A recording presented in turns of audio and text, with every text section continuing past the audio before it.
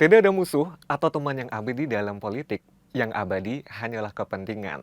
Nah, quote populer itu mungkin sesuai dengan apa yang terjadi di balik runtuhnya Kabinet Sultan Syahrir pada 1947. Bagaimana ceritanya? Yuk kita bahas lengkapnya di Ngerti Sejarah.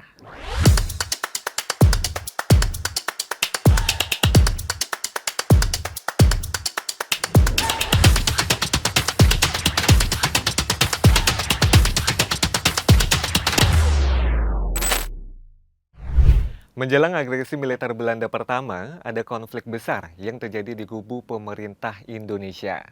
Pada rapat kabinet yang diselenggarakan di Gedung Kepresidenan pada 26 Juni 1947, terjadi perdebatan yang panas nih antara para menteri sekaligus perwakilan partai. Mereka saling memberikan kritik satu sama lain. Sorotan utama di dalam perdebatan tersebut adalah mengenai sikap Perdana Menteri Sultan Syahrir. Pihak-pihak yang berseberangan pandangan dengan Syahrir menganggap Syahrir sebagai ujung tombak Republik di ranah diplomasi terlalu lembek saat berhadapan dengan pemerintah Belanda. Golongan sayap kiri menuding Syahrir tidak sungguh-sungguh mendukung kemerdekaan Republik Indonesia. Syahrir dituduh terlalu banyak memberikan kompromi terhadap pemerintah Belanda. Bahkan ada yang menuding bahwa Syahrir telah menjual negara kepada para penjajah.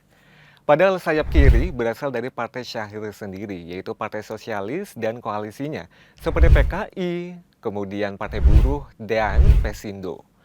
Tapi kok bisa ya koalisi dan partai sendiri begitu anti Syahrir saat itu? Kita bisa melihat apa yang sebenarnya ditulis oleh Slamet Mulyana dalam bukunya, Kesadaran Nasional dari Kolonialisme sampai Kemerdekaan.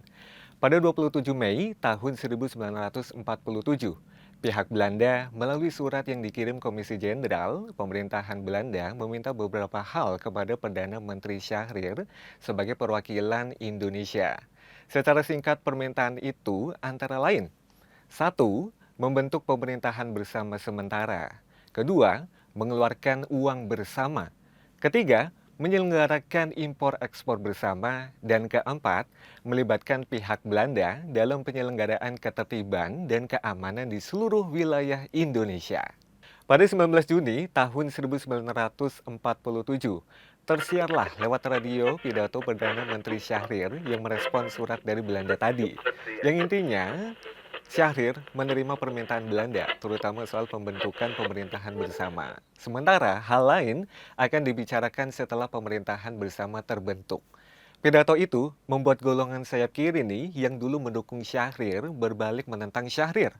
Padahal beberapa orang dari sayap kiri itu kan adalah orang-orang kepercayaan Syahrir, bahkan menemaninya saat proses perundingan Linggarjati.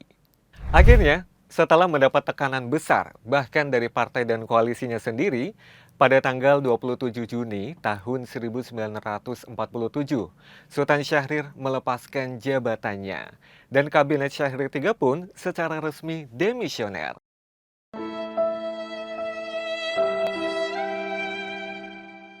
Presiden Soekarno sementara waktu mengambil kekuasaan pemerintah sepenuhnya. Nantinya nih, perjanjian Linggarjati ini menjadi salah satu alat penting bagi Indonesia di sidang PBB bahwa agresi militer Belanda adalah bentuk pelanggaran dari perjanjian yang telah ditandatangani bersama. Nah, teman historia, itu adalah cerita singkat tentang jatuhnya Kabinet Pemerintahan Sultan Syahrir. Kira-kira kedepannya kita pengen bahas apa? Pantengin terus Ngerti Sejarah di YouTube channel Historia.id.